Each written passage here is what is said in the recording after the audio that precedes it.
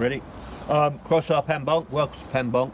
This little video, I'm not sure how I will categorise it when I put it on my website, but I might do a series of little walks around the place every few months or so, just to show bits and pieces that might appertain to that period in time. And they're just bits, and they're just generally little bits and pieces. Some may be of interest to you. Most you will find boring. Anyway, look at this tree here. See all this upright growth. Can you get the whole tree in, Gabe? One day, don't fall down. Get most of it, yeah. Look at this. This tree is really. I have to come closer now because they can't hear. This tree is really badly pruned. Loads and loads of this upright wood with no fruit buds, and consequently next year it will have no fruit. I've done this deliberately to produce wood for making graft wood for trees, for making new trees. You can get this effect yourself, even if you don't want graft wood, by if you get a nice pair of secateurs for Christmas, if you go out on Boxing Day with your hangover and hack the tree away. Anything's better than all that arguments indoors about what James Bond movie to watch. If you hack the tree away at Christmas in the dormant season, all the little leaves have fell off the tree, haven't they? The leaves have fallen off. The sap has gone down into the lower trunk and the root system. If you hack the top of the tree off with your nice new secateurs at Christmas or any other time in the winter, when the sap comes up in the spring, you will get an explosion of growth. This is an explosion of upright growth. And you often see that. You see people that are pruning too hard in the winter, and you'll see these trees that look like hedgehogs, shall we say. Often people want to do it to make the tree smaller. Well, you don't prune in the winter because you will just get this. It will in fact make it bigger. If you want to keep the tree smaller, you would chop some of these branches off in the summer, throw them away when the leaves and branches are full of sap. Look at the summer pruning video. You got a question, Gabe, or are you just yawning?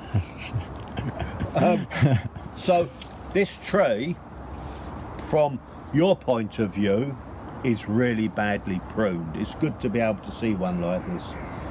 Another problem with this tree, it has no fruit buds, it will produce no fruit. The little bit of fruit it does produce is shaded. These are Bardsey Island apples, and this is early September. They're green because inside the canopy they're not getting any light. A month ago, I'm at sea level. A month ago I went up to Denyolan, which is about 1,000 feet above sea level. It's a slate mining town. That's the reason it's there. There was a Bardsey apple tree by the garage at Cwmaglaw in Denyolan. The Bardsey apple trees are beautiful, bright red. They were carmine red, beautiful. And that was because the tree had been well pruned and the fruit wasn't all shaded out. If you see down there, Gabe, see by my foot, there's a few there that are getting a bit of colour. They're getting a bit of light, not much. Okay, that's all right for that one. This has nothing to do with apples, but look, these are next door's little baby Muscovy ducks. There's one, Gabe. Aren't they gorgeous? Look at them. There's another one. There we go. Okay, thanks for that, Gabe. Right, so here we are now. We're at my next door neighbours where they grow a bunch of my trees.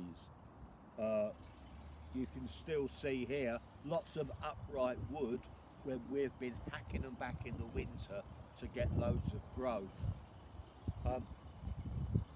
We let the trees now produce a bit of fruit that keeps them happy, of course. Eventually this will be a big tree. I will still only be taking a relatively small amount of wood off the tree, and they will then end up getting a free tree and free fruit. This one here is, see it there, Gabe? Gorgeous, aren't they? Lovely, This yeah. is Piga Ruiz, which is goose's beak. Yeah. Not to be confused with Tina Ruiz, which is goose's arsehole. So same thing here, the trees here are getting more light and more colour, but they're still badly pruned because there's all this upright growth. If we look over here, Gabe, this is where Lisa, my neighbour, has been summer pruning this tree and doing it very well. Now we see loads of fruit that is catching the sun. This is a russeted apple, an English one called Brownlee's russet. That's why it's still brown. But they're all developing a nice colour and plenty of sugars. As with this one over here, this one here is Crime Mochin. Not ready yet, but I'll rip this one off. This is Crime Mochin, lovely clean apple. This is Pigskin. Have a feel of that, Gabe. Is it like a little pig? Yeah. See, it like Just a like nice a little pig. pig. It's actually the same, yeah. Here's the Muscovy duck, the happy father, by the way. Hope he Daddy. doesn't attack me. Again, you can see how Lisa's pruned this tree, got rid of all that excess growth, and all this fruit will ripen up nice. It actually should have been thinned out more. These are way too close. They should have been an apple every 4 inches. But that does go to show, if you open the canopy up, you will get much more light in there, and much more and much better fruit. If we look over here again, Gabe, here, of course, see all this stuff, all these bloody weeds. This is what you don't want when you're growing trees, because the grass in particular will be taking nitrogen away from the tree. That will be slowing it down, stopping it growing. It will shade the tree out when it's small. Look at the size of these hard heads, these things. It will be shade, and also when you get diseased fruit or diseased leaves, there's a scabby leaf there, not many of course, but there's a scabby leaf. When that scabby leaf falls in the grass, or let's say this diseased fruit falls in the grass, it will be there all winter and then it will release its spores. Much better to have this, like here, a nice short grass all around it. Yeah. Obviously Lisa knows this, but the reason it's left rank like this is it stops bunny rabbits gnawing away at the base of the tree. It's an easy way to do it. It's not a very good way to do it, but rabbits like to nibble this short grass like this. They won't go into long stuff like that. We have put some big slates. See those big slates? Oh, you have to believe me, Gabe. Big slates at the bottom, so that will suppress the weeds to an extent. That's okay, Gabe. Just walking past the nice little ducks again, couldn't resist it. Okay. So today we're just walking about. It's early September, the first week in September, and I'm just pointing out a few bits and pieces that may or may not have any relevance. This tree here with one fruit over there, this is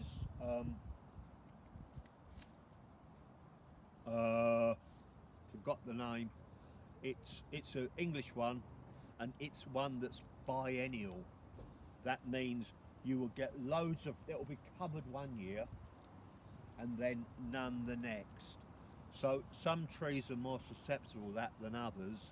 if you have a biennial tree, which is Newton Wonder, just remembered it, really good English apple, dual purpose.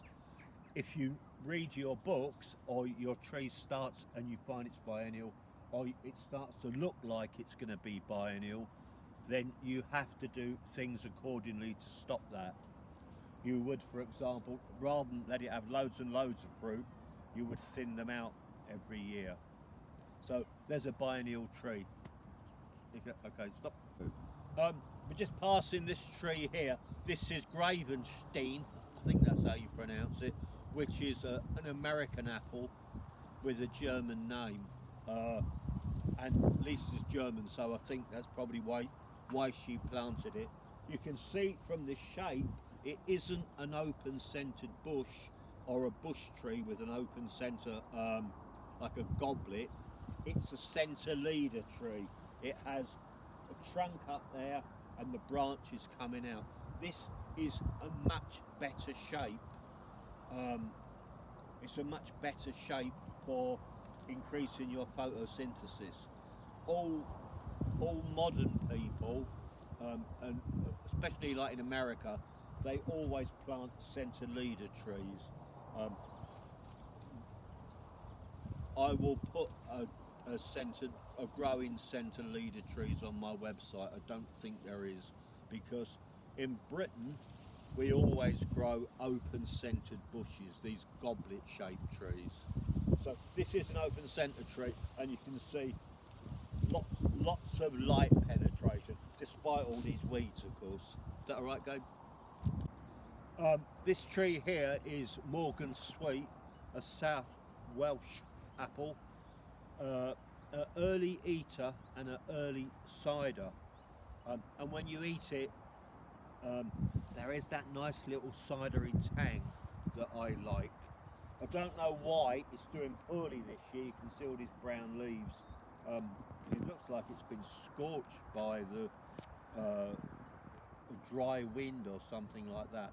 The reason that I wanted Gabe to take a picture of it was, you can see here it was laden earlier, tons of fruit on the floor, and with a heavy fruit load, if you look here, those branches are likely to go down and split the tree in half.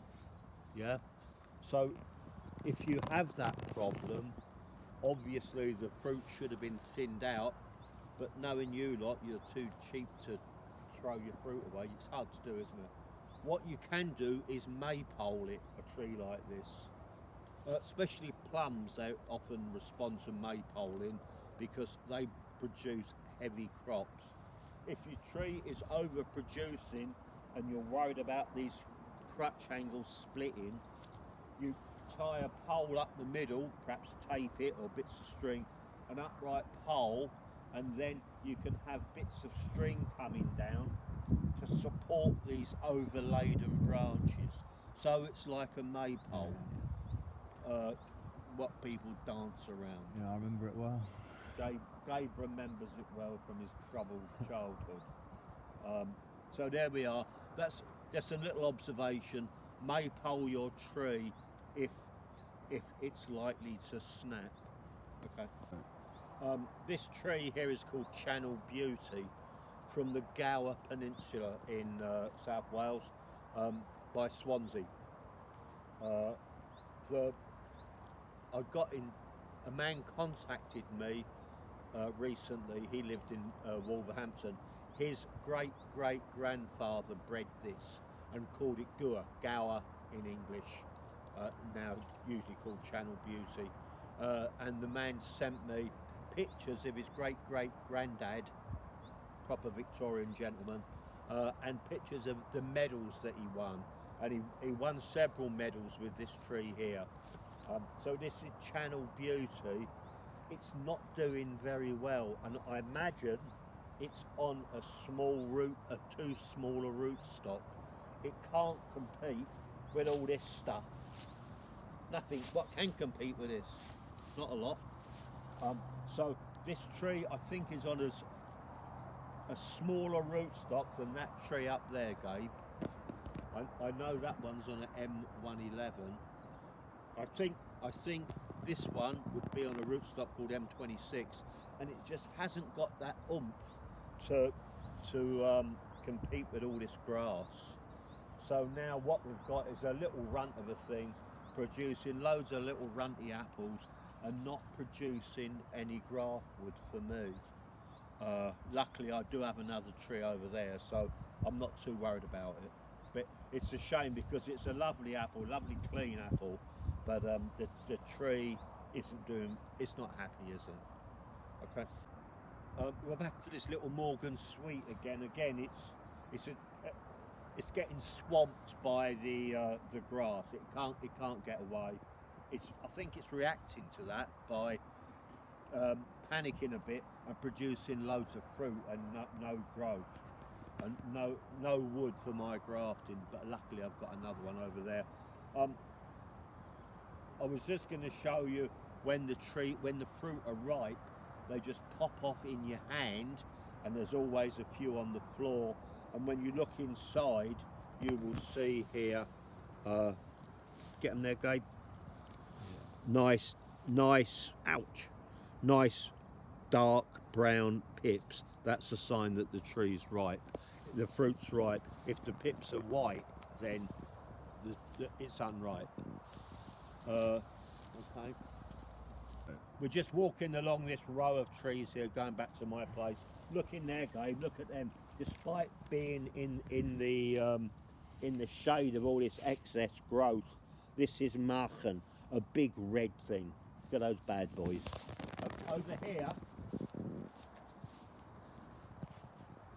Over here, with characteristically really strange, almost upright growth. It does that naturally.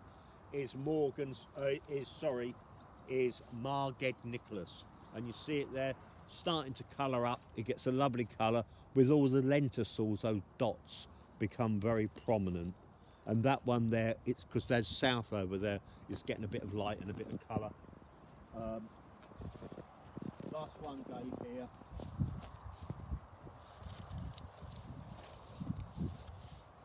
Look at these bad boys. This is Breeze Mawr. Breeze Mawr, as you probably know in Welsh, means large and speckled. Look at that speckly one there, Gabe. Yeah. This side of the tree is getting plenty of light, and my hard winter pruning, I must have restricted to the top of the tree. So here we've got loads of graft wood, but quite a nice crop for Lisa down the bottom. Okay, Gabe. Just walking down the driveway here, I spotted this pear, which I'd forgotten all about. This pear, you can see here, this graft union. You see that, Gabe? Yeah. This pear was grafted onto a hawthorn, this stuff here, and it's growing quite well, but I've neglected it, I've forgotten about it. So what I need to do, the best time will be in the winter, would be to cut all this stuff away, cut back the hawthorn as much as I can, so that it's just a hawthorn trunk with my pear on top. Then my pear will grow. There is a video about changing species, changing, in this case, a hawthorn tree. I mean, I'd want to eat them. A hawthorn tree into a lovely juicy pear tree, but you have to stop nature reverting back to nature. It's trying to do a bit of rewilding. You can't have that. Another quick one in passing. This here is a damson tree. This here damson branch grafted onto a sloe. What do you call sloes? But Don't know. what thorn? Anyway, here is a sloe tree turned into a damson tree. It did have a load of nice damsons on, but you can see there I hit it with my van. But it does work, and there's videos about changing sloes into damsons or plums and the like. There we go. Right, so it's early September, and we're in the polytunnel. So these are the trees that I'm growing to sell as 1 year old maiden trees. They will be sent off in November. These really fast growing ones, why I haven't chopped the tops off to keep them thick, but I've made them grow as fast as possible, is that some of these really rare trees I'll probably have some viruses in that they pick up over the years. That's probably a sign of viruses, or mottling of the leaf. So what I'm doing, I'm growing these really rare trees that no one else grows as fast as I can, getting them grow like the clappers. Look, it's bigger than me, Gabe. Bigger than you, Way isn't it? bigger. Bigger than you. Yeah. And the reason for that is that if there's viruses in the piece of wood, that piece there, you see that there? Yeah. That's the piece of graft wood that I put on. It's so if that had viruses in, which is causing this discoloration of the leaf, I grow this like the clappers because the tree will grow quicker than the virus can replicate.